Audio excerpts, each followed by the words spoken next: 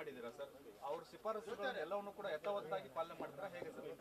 ಅಲ್ಲ, ಈಗ justice Cunha ಅವರ ವರದಿಯನ್ನು ಸರ್ಕಾರ ಮೊದಲನೇದಾಗಿ ಒಪ್ಕೊಂಡಿದೆ. It is accepted the report. ಅದರಲ್ಲಿ ಏನೆಲ್ಲ ರೆಕಮೆಂಡೇಶನ್ಸ್ ಮಾಡಿದ್ದಾರೆ ಅದರ ಬಗ್ಗೆ ನಾವು ಒಂದೊಂದನ್ನೇ ಅನುಷ್ಠಾನ ಮಾಡೋದಕ್ಕೆ ಪ್ರಯತ್ನ ಮಾಡ್ತೀವಿ. ಈಗಾಗಲೇ RCB ಅವ್ರದ್ದು, ಆಮೇಲೆ DNA ಅವ್ರದ್ದು, ಅವರ ಕೇಸ್ಗಳೇನು ಹೈಕೋರ್ಟಲ್ಲೆಲ್ಲ ಇದೆ ಅದು ಹಾಗೆ ಮುಂದುವರಿಯುತ್ತೆ.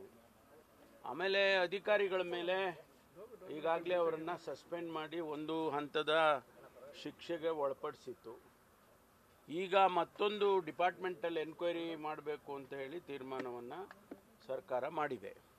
ಮುಂದೆ ಅವ್ರದ್ದು ಕೆಲವು ರೆಕಮೆಂಡೇಶನ್ಸ್ಗಳಿದ್ದಾವೆ. ಅಂದರೆ ಇನ್ಮೇಲೆ ಮುಂದೆ ಈ ರೀತಿ ಮ್ಯಾಚ್ಗಳಿಗೆ ಪರ್ಮಿಷನ್ ಕೊಡುವಾಗ ಏನು ಕಂಡೀಷನ್ಸ್ ಇರಬೇಕು, ಕ್ರೌಡ್ ಮ್ಯಾನೇಜ್ಮೆಂಟಿಗೆ ಯಾವ ರೀತಿ ನಿಯಮಗಳು ಮಾಡಬೇಕು, ಈ ಥರದ್ದೆಲ್ಲ ಕೆಲವು ರೆಕಮೆಂಡೇಶನ್ಸ್ ಇದೆ. ಅದನ್ನೆಲ್ಲ ಸರ್ಕಾರ ಪರಿಗಣಿಸುತ್ತೆ.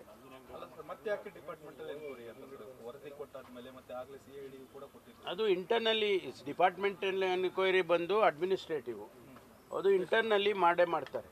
ಅದನ್ನು ಆ ತೀರ್ಮಾನ ಚರ್ಚೆ ಮಾಡೇ ತೀರ್ಮಾನ ಮಾಡಿದ್ದಾರೆ. BJP ಅವರು ತಾವು ಮಾಡಿರೋ ತಪ್ಪನ್ನು ತಪ್ಪಿಸ್ಕೊಳ್ಳೋ ಮುಚ್ಚಾಕೊಳ್ಳೋದಕ್ಕೆ ಈ ಥರ ವರದಿ ಪಡೆದು ಮಾಡ್ತಿದ್ದಾರೆ ಅಂತ ಆರೋಪ ಮಾಡ್ತಾರೆ. ಭಾರತೀಯ ಜನತಾ ಪಾರ್ಟಿಯವರು ಈಗ ಅವರು ವಿರೋಧ ಪಕ್ಷದಲ್ಲಿದ್ದಾರೆ, ವಿರೋಧ ಪಕ್ಷದ ಸ್ಥಾನದಲ್ಲಿದ್ದಾರೆ. ಅವರು ಹೇಳೋದು ನಾವು ಯಾವಾಗಲೂ ಹೇಳ್ತೀವಿ, ನೀವು ಪಾಸಿಟಿವ್ ಕ್ರಿಟಿಸಿಸಮ್ ಮಾಡಿ, ನಿಮ್ಮ ಸಲಹೆ ಸೂಚನೆ ಕೊಡಿ.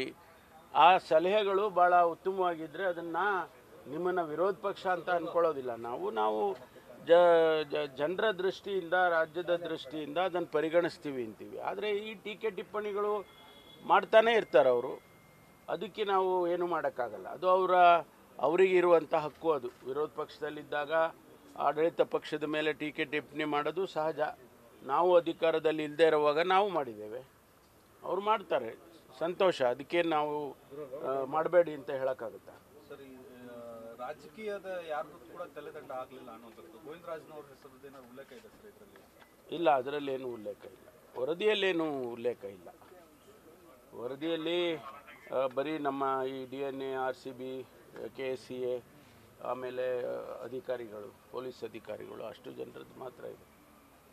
ಸರ್, ರಾಹುಲ್ ಗಾಂಧಿ ಅವರಿಗೆ ವೋಟರ್ ಇಶ್ಯೂಗೆ ಎಲೆಕ್ಷನ್ ಕಮಿಷನರ್ ಅವರು ಗಂಭೀರವಾದಂಥ ಆರೋಪವನ್ನು ಮಾಡಿದ್ದಾರೆ ಸರ್. ರಾಹುಲ್ ಗಾಂಧಿ ಅವರು ಕರ್ನಾಟಕದಲ್ಲಿ ಈ ಥರ ಒಂದಷ್ಟು ಕ್ಷೇತ್ರಗಳಲ್ಲಿ ವೋಟರ್ ಐಡಿಗಳನ್ನು ಡಿಲೀಟ್ ಮಾಡಲಾಗಿದೆ ಅನ್ನುವಂಥದ್ದು ಸರ್. ಅಲ್ಲ, ಈಗಾಗಲೇ ಅಧ್ಯಕ್ಷರು ಅದಕ್ಕೆ ರಿಯಾಕ್ಟ್ ಮಾಡಿದ್ದಾರೆ.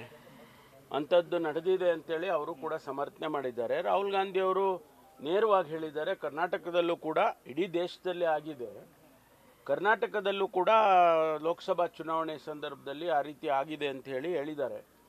ಅದನ್ನು ನಾನು ಬ್ಲ್ಯಾಕ್ ಆ್ಯಂಡ್ ವೈಟಲ್ಲಿ ಕೂಡ ಪ್ರೂವ್ ಮಾಡ್ತೀನಿ ಅಂತಲೂ ರಾಹುಲ್ ಗಾಂಧಿ ಅವರು ಹೇಳಿದ್ದಾರೆ. ಅದನ್ನು ಎಲೆಕ್ಷನ್ ಕಮಿಷನ್ಗೆ ತಿಳಿಸುವಾಗ ಕಾಯ್ದು ನೋಡೋಣ. ಅಲ್ಲ, ಇನ್ನೂ ದೂರು ಏನು ಕೊಟ್ಟಿಲ್ಲ ಅಂತ ಎಲೆಕ್ಷನ್ ಕಮಿಷನ್ ಪ್ರಾಸೆಸ್ ಅಲ್ವಾ, ಪ್ರಾಸೆಸ್ನಲ್ಲಿ ಇರ್ತದೆ ಸರ್. ಇನ್ನೊಂದು ಮಹದಾಯಿ ವಿಚಾರ ಸರ್, ಗಂಭೀರ ಸ್ವರೂಪ ಇದೆ ಸರ್.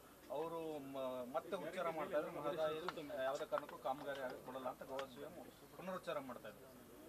ಇಲ್ಲ ನೋಡಿ, 2022ರಲ್ಲೇ ಕೇಂದ್ರ ಸರ್ಕಾರ ಒಂದು ರೀತಿಯಲ್ಲಿ ಅನುಮತಿಯನ್ನು ಕೊಟ್ಟಿತ್ತು. ಆನಂತರ ಬೆಳವಣಿಗೆಗಳೆಲ್ಲ ಅದನ್ನು ಸ್ಟಾಪ್ ಮಾಡಿದರು. ಆಮೇಲೆ ಅದು ಕೇಂದ್ರ ಸರ್ಕಾರಕ್ಕೆ ಹೋಯಿತು. ಈ ರೀತಿ ಎಲ್ಲ ಬೆಳವಣಿಗೆಗಳಾಗಿ ಈಗ ಒಂದು ರೀತಿಯ ಸಂಘರ್ಷ ಪ್ರಾರಂಭ ಆಗಿದೆ ಗೋವಾಕ್ಕೂ ಕರ್ನಾಟಕಕ್ಕೂ.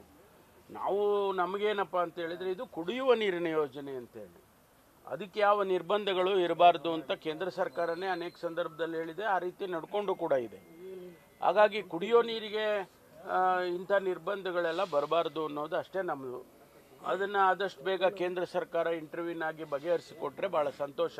ಅದನ್ನೇ ನಾವು ಒತ್ತಾಯ ಮಾಡ್ತಾ ಇರೋದು ಕೇಂದ್ರ ಸರ್ಕಾರಕ್ಕೆ, ನೀವು ಬಗೆಹರಿಸ್ಕೊಡಿ ಇದನ್ನು ಅಂಥೇಳಿ ನಾವು ಒತ್ತಾಯ ಮಾಡ್ತಾ ಇದ್ದೀವಿ.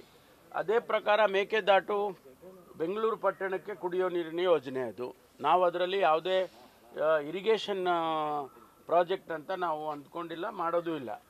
ಅದು ಬೆಂಗಳೂರಿಗೆ 47 TMC ನೀರು ಸಿಕ್ಕುತ್ತೆ ಅಲ್ಲಿ ಮೇಕೆದಾಟನ್ನು ಪ್ರಾಜೆಕ್ಟನ್ನು ಕಟ್ಟಿದರೆ ಅಂತ ಹೇಳುವಂಥದ್ದು ನಮ್ಮ ಪ್ರಸ್ತಾವನೆ ಇರೋದು. ಅದಕ್ಕೂ ಕೂಡ ಕೇಂದ್ರ ಸರ್ಕಾರ ಅನುಮತಿ ಕೊಡಬೇಕು. ಸರ್ವ ಪಕ್ಷಗಳ ಸಭೆಯನ್ನಾರ ಕರೆಯಬೇಕು ಈ ವಿಚಾರ. ಇದು ಮುಖ್ಯಮಂತ್ರಿಗಳು ಆಮೇಲೆ ನೀರಾವರಿ ಸಚಿವರು ತೀರ್ಮಾನ ಮಾಡ್ತಾರೆ ಅದನ್ನ.